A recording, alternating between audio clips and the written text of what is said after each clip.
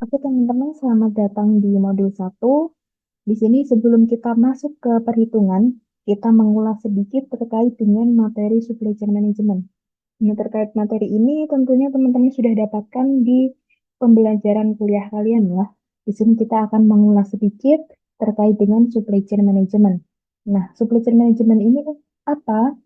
Merupakan rangkaian pendekatan yang digunakan sebagai media untuk melakukan integrasi terkait pemasok, produsen, dan penyimpanan yang efisien. Nah, tujuan dari supply chain management ini untuk apa? Agar barang yang dihasilkan oleh suatu perusahaan dapat diproduksi dan didistribusikan di waktu yang tepat, serta mampu memberikan pelayanan yang terbaik kepada konsumen. Nah, di dalam supply chain management ini terdapat beberapa pemain utama, antara lain yaitu ada supplier, manufaktur, distributor, retailer, dan juga konsumen. Nah, supplier ini apa? Supplier merupakan penyedia bahan atau sumber bahan baku pertama, bisa dalam bentuk bahan mentah, bahan dagangan, spare part, dan lain sebagainya. Kemudian untuk manufaktur yaitu tempat eksekusinya barang tersebut dirakit sampai dengan finishing. Kemudian distributor yaitu pedagang besar atau wholesaler yang dia menampung produk dalam jumlah besar yang nantinya akan diecerkan ke retailer. Kemudian dari retailer, konsumen dapat membeli atau memakai barang yang kita jual. Kemudian di dalam supply chain management terdapat beberapa garis aliran, antara lain yaitu yang pertama ada aliran informasi. Nah, aliran informasi ini dibutuhkan dari hulu ke hilir atau dari supplier sampai dengan customer untuk mengetahui permintaan, pengiriman, pesanan, dan lain sebagainya. Kemudian yang kedua ada garis aliran produk.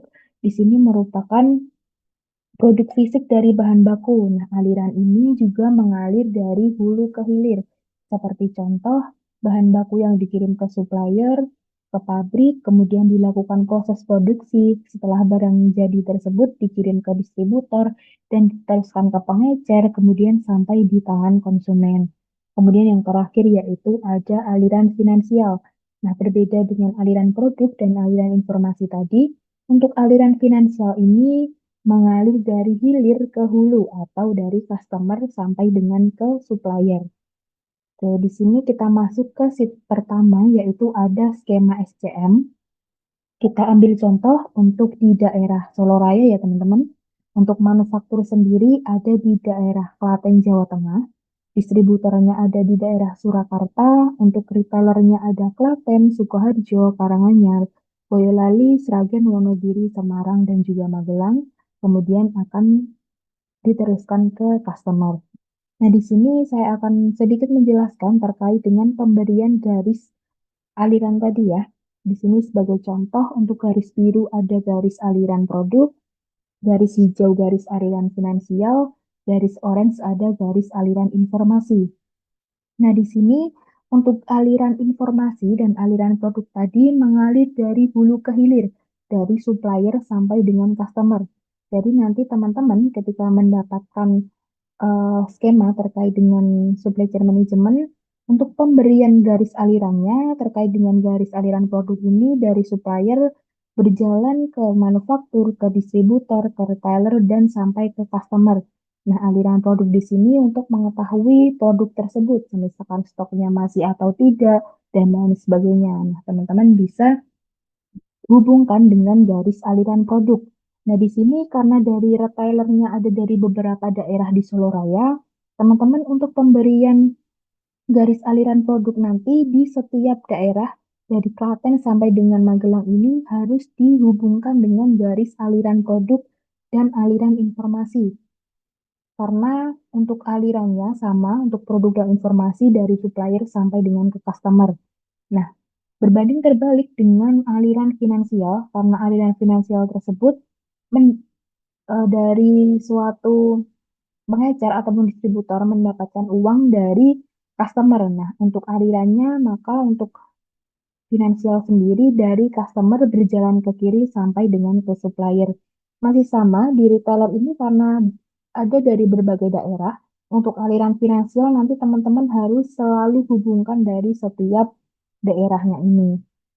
Untuk pemberian panahnya dari customer ke retailer, berjalan ke kiri ke distributor, ke manufaktur, dan berakhir di supplier. Mungkin untuk skema supply chain management seperti itu, kita lanjut ke sheet kapasitas. Nah, di sini ada tabel ukuran produk. Nah, tabel ukuran produk di sini yang digunakan adalah ukuran produk mobil mainan yang sudah teman-teman buat pada praktikum PTI 1 ya. Untuk ukuran panjang ada 43 cm, untuk ukuran lebar ada 21 cm, dan tinggi ada 13 cm. Kemudian kita lanjut ke tabel yang ada di bawahnya, yaitu ada tabel kapasitas kendaraan. Nah, pada tabel kapasitas kendaraan ini nanti teman-teman dapat mencari referensi dari internet, jurnal, website, dan lain sebagainya terkait dengan jenis kontainer kendaraan beserta dimensi ukurannya. Ya, untuk teman-teman bisa mencari minimal 5 dan nantinya sumber harus disertakan di sebelah kanan tabel. Nah, untuk referensinya nanti teman-teman bisa isikan linknya di sini. Di sini dari asisten hanya mencontohkan 3 jenis kontainer kendaraan ya. Nah, di sini sudah diketahui terkait dengan panjang, lebar, dan juga tinggi. Teman-teman nantinya ketika mencari referensi terkait jenis kendaraan, pastinya juga akan mengetahui terkait dengan dimensi dari jenis kendaraan tersebut. Nah, langsung saja kita ke perhitungan kapasitas. Untuk menghitung kapasitas, teman-teman bisa mengkalikan nilai dari setiap dimensi panjang, lebar, dan juga tinggi. Oke, kita sudah mendapatkan nilai kapasitas dari jenis kendaraan Fuso Box. Kemudian teman-teman bisa gerak ke bawah saja karena rumusnya sama untuk mencari nilai kapasitas. Kita sudah mendapatkan kapasitas dari setiap jenis kendaraan. Kita lanjut ke tabel di bawahnya, yaitu ada ukuran kardus kecil dengan pemberian allowance 2 cm. Nah, pemberian allowance 2 cm di sini digunakan nantinya ketika untuk packing mobil dengan menggunakan bubble wrap dan lain sebagainya. Tentunya harus membutuhkan space ruangan, space ibaratnya harus ukurannya lebih besar untuk pemberian bubble wrap tersebut ketika packaging.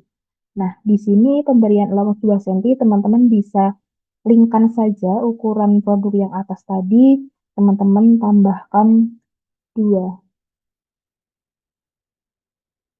Oke, masih sama ya, teman-teman bisa drag ke bawah saja karena rumusnya sama.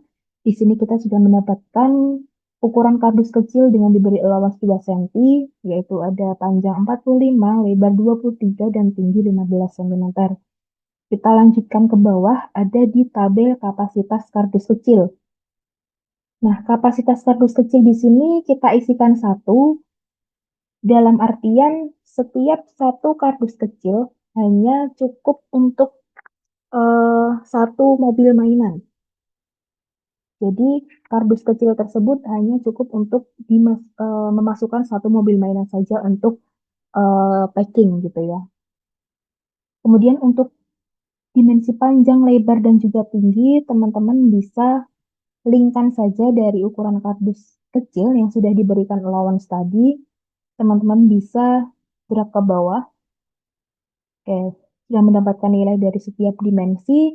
Kemudian untuk menghitung volume kardus kecil, teman-teman bisa kalikan nilai dari setiap dimensi panjang, lebar, dan juga tinggi.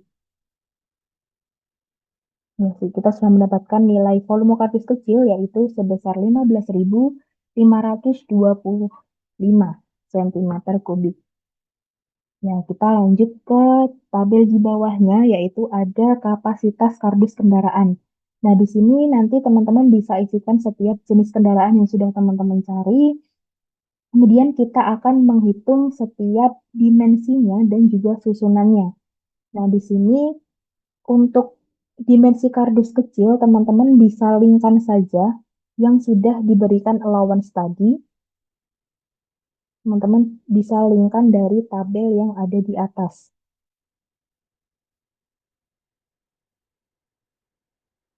Ya, sudah. Untuk dimensi kontainer kendaraan, di atas tadi sudah ada dimensi setiap jenis kontainer. Jadi teman-teman di sini tinggal linkkan saja untuk dimensi dari setiap jenis kendaraan. berdasarkan yang sudah teman-teman cari. Nah, tinggal teman-teman klik saja. Oke, untuk menghitung kapasitasnya dari dimensi kardus kecil di sini masih sama, teman-teman bisa kalikan setiap dimensi panjang, lebar, dan juga tinggi. Nah, untuk dimensi kontainer kendaraan juga sama untuk menghitung kapasitas, bisa mengkalikan setiap dimensi panjang, lebar, dan juga tinggi. Ya, nah untuk menghitung susunan kardus kecil dengan rumus sama dengan London dimensi kontainer kendaraan dibagi dengan dimensi kardus kecil titik koma 0 kurung tutup. Ya, kita sudah mendapatkan susunan kardus kecil. Teman-teman bisa drag ke kanan saja karena rumusnya sama. Oke, sudah. Kita hitung kapasitasnya masih sama dengan mengkalikan setiap dari dimensi panjang, lebar, dan juga tinggi.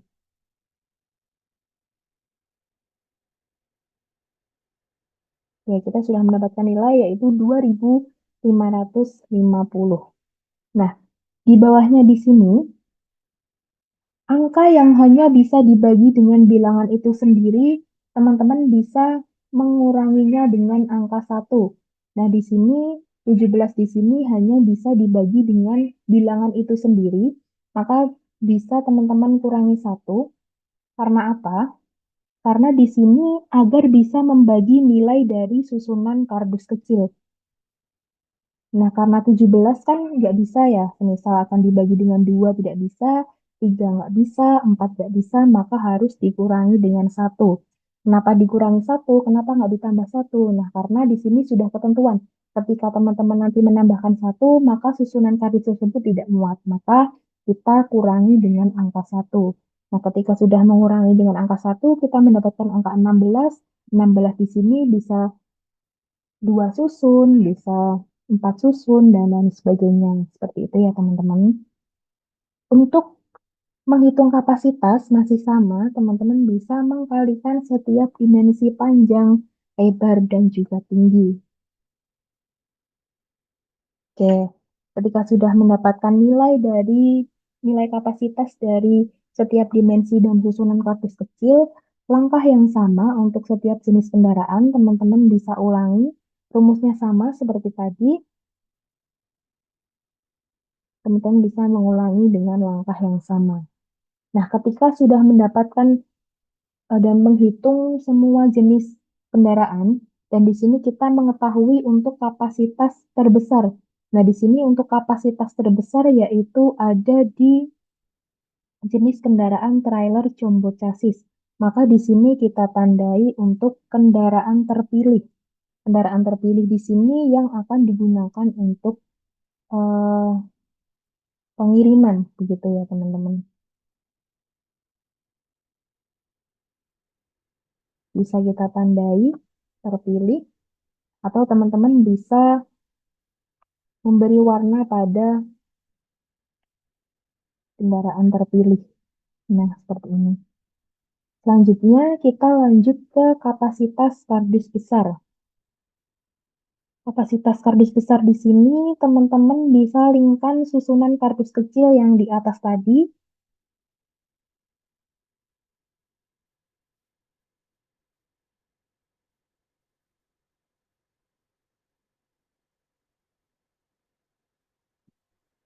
Ya, untuk kapasitas kardus besar yang di bawah, di sini teman-teman bisa mengisikan bilangan prima terkecil yang bisa membagi angka yang dimensi susunan kardus kecil tadi. Untuk 28, bilangan prima terkecil yang bisa membagi angka 28 yaitu ada angka 2, kemudian 10 untuk bilangan terkecil pembagi ada bisa 2, kemudian untuk 15 bilangan prima terkecil yang bisa membagi yaitu 3. Nah, di sini teman-teman bisa mengkalikan setiap angka dari bilangan prima tadi ya.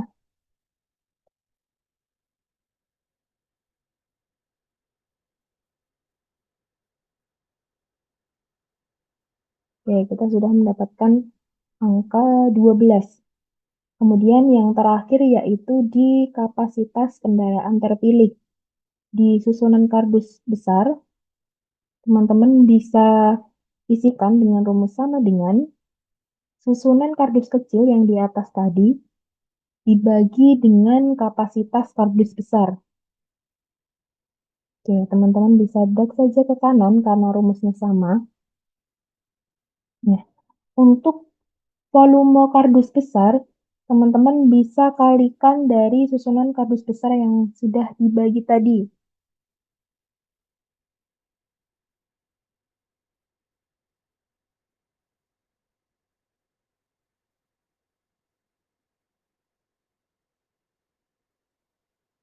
Oke, kita sudah mendapatkan untuk jumlah kardus besar yaitu 350 dari perkalian antara 14, 5, dan 5 dari setiap susunan kardus besar tadi. Kemudian untuk volume kardus besar, teman-teman bisa ketikkan rumus sama dengan volume kardus kecil yang di atas tadi.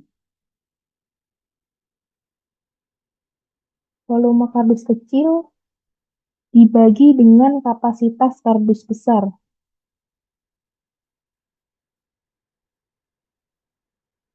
Hmm.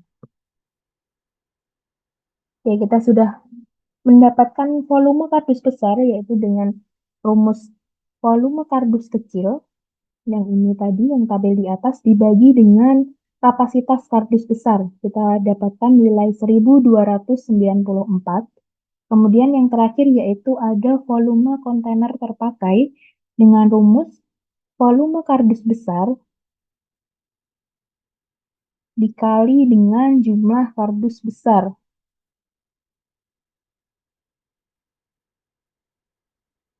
Oke, kita mendapatkan volume kontainer terpakai yaitu 452.813.